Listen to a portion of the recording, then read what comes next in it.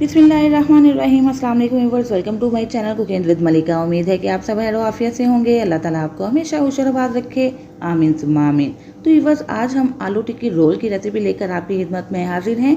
College की याद ताज़ा करने के लिए आज हम ये रोल घर में ही बनाने वाले हैं। इंशाल्लाह आपको ये रेसिपी बेहद पसंद आएगी।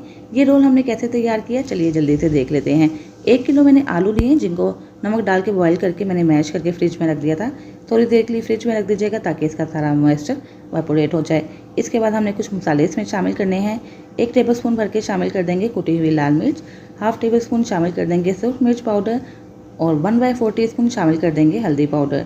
1 टीस्पून मैंने शामिल कर दिया है नमक। नमक आप अपने टेस्ट के अकॉर्डिंग कम या ज़्यादा कर सकते हैं। हाफ टीस्पून काली मिर्च का पाउडर शामिल कर देंगे और 1/4 टीस्पून गरम मसाला पाउडर ऐड कर देंगे। 1 टेबलस्पून भर के शामिल कर देंगे कसूरी मेथी, बहुत ही अच्छे फ्लेवर के लिए। और 1 टेबलस्पून भर के शामिल कर देंगे मैंगो पाउडर। अगर ये मैंगो पाउडर नहीं है तो आप नींबू भी निचोड़ सकते हैं इसके अंदर। और 1 टेबलस्पून चाट मसाला का भी इस्तेमाल कर सकते हैं। जो भी चीज़ अवेलेबल है आप इसके अंदर डाल सकते हैं।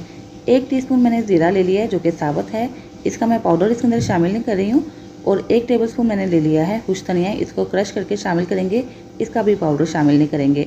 1 टीस्पून लहसुन अदरक का पेस्ट शामिल करेंगे। एक छोटे साइज़ की प्याज है जिसको बिल्कुल बारीक बारीक कट कर लिए, ये भी इसके अंदर ऐड कर देंगे। 2 मुट्ठी हम इसके अंदर हरा धनिया शामिल कर देंगे, क्योंकि ये धोया हुआ कटा हुआ है और इसकी ज़्यादा मिकदार शामिल करने से बहुत अच्छा फ्लेवर आएगा। 3 से 4 अदद बारीक कटी हुई हरी मिर्ची इसके अंदर शामिल करने के बाद इसको बहुत ही अच्छे से मैश कर लेंगे। मैशिंग आपने हाथों से करनी है, क्योंकि हाथों से ये मसाला बहुत अच्छे तरीके से आलू के हर पीस पे लग जाएगा।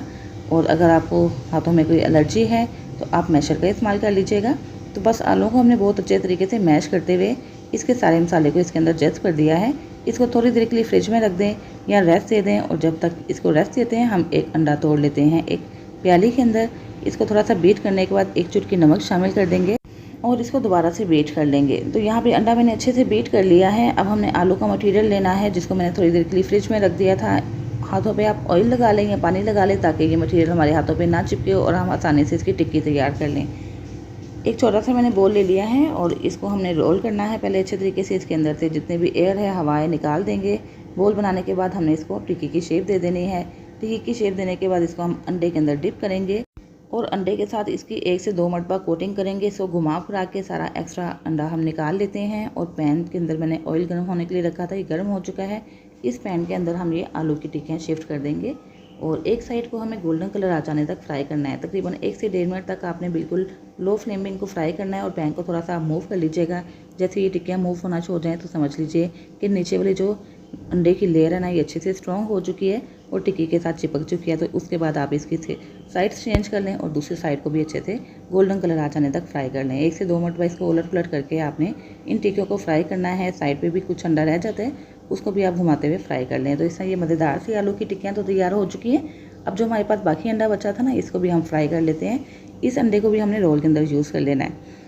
तो वो जो मेरा बाकी अंडा बचा था इसको मैंने पैन के अंदर शिफ्ट कर दिया है, जिससे क्या हुआ है कि अंडा भी ज़ाया होने से बच जाएगा और जो ऑयल बचा था पैन के अंदर ये भी सारा आपका यूज़ हो जाएगा। तो अंडा को एक साइड पे फ्राई करने के बाद साइड चेंज करके दूसरी साइड को भी फ्राई करेंगे और इसको भी एक प्लेट के अंदर शिफ्ट कर लेंगे। अब एक हमने हार्श किस्म की चटनी बनानी है जो कि इस रोल के अंदर बहुत ही ज़्यादा मज़ा देगी। उस चटनी से हम मज़ीद 2 चटनियाँ बना लेंगे। तो इसके लिए हमने एक मिक्सिंग जार ले लिया है। 1 मुट्ठी हमने शामिल कर दिया पुदीना के पत्ते, 1 मुट्ठी शामिल कर देंगे धनिया के पत्ते, 3 से 4 जवे हमने शामिल कर दिए लहसुन के, 3 से 4 हमने शामिल कर दिए हरी मिर्चें और आधा लीमू इसके अंदर निचोड़ दिया है।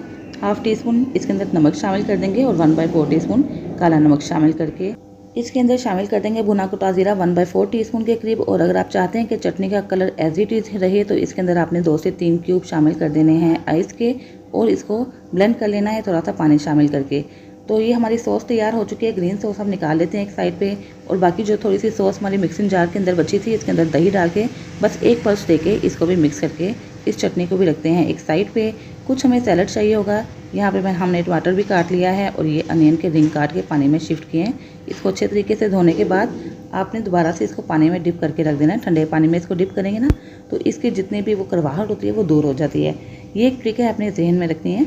इसको या तो पानी में डाल के फ्रिज में रख दें या ठंडे पानी में डिप करके थोड़ी देर के लिए रख के इसका पानी निचोड़ लीजिएगा, तो इस तरह इसकी करवाहट दूर हो जाएगी।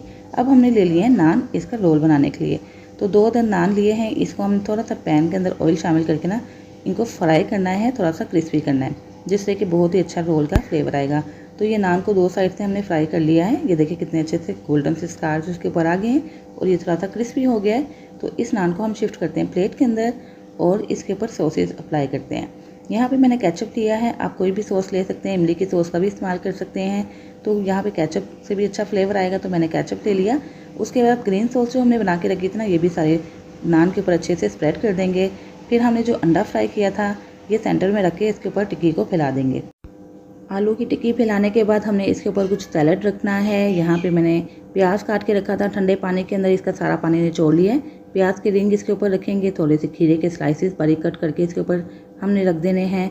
टमाटर के स्लाइसेस रखेंगे, चुकंदर के स्लाइसेस रखेंगे और जो भी सैलड आपके घर में अवेलेबल है आप यूज़ कर सकते हैं। कैबेज, चने के पत्ता गोभी का भी इस्तेमाल कर सकते हैं। उसके बाद हमने जो दही वाला रायता बनाया था ये इसके ऊपर छिड़केंगे, इसको रोल करेंगे।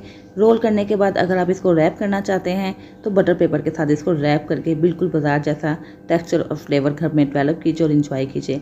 तो व्यूअर्स, इंशाल्लाह आपको ये रेसिपी बेहद पसंद आएगी। ज़रूर ट्राई कीजिएगा इन सारे ट्रिक्स एंड टिप्स के साथ और मुझे फीडबैक भी दीजिएगा। रेसिपी कैसी लगी ज़रूर बताइएगा। अगर आपको मेरी ये रेसिपी अच्छी लगे तो प्लीज़ इसको लाइक और शेयर करना मत भूलिएगा। चैनल पर नए हैं तो चैनल सब्सक्राइब करके बेल आइकन प्रेस कर दीजिएगा ताकि हर नई आने वाली वीडियो की नोटिफिकेशन आप तक फ़ौरन से पहुंच सके, जो बिल्कुल फ्री है। तो इसमें एक रोल हमारा तैयार है जिसको हमने रैप कर लिया है।